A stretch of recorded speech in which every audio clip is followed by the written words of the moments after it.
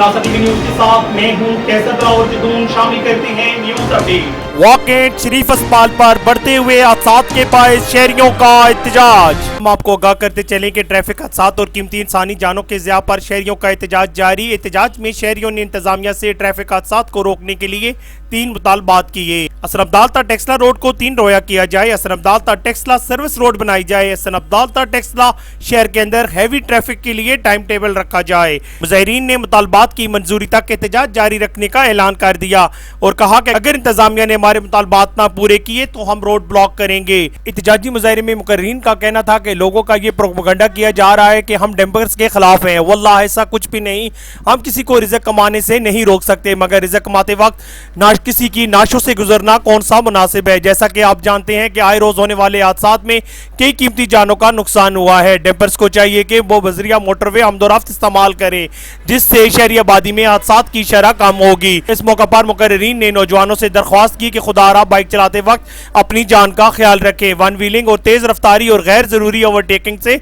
इज्तनाब करें। साथी रिपोर्टर एहसान अली अवान के साथ कैसर दिलावर जदून, शनासा टीवी, हसन अब्दाल।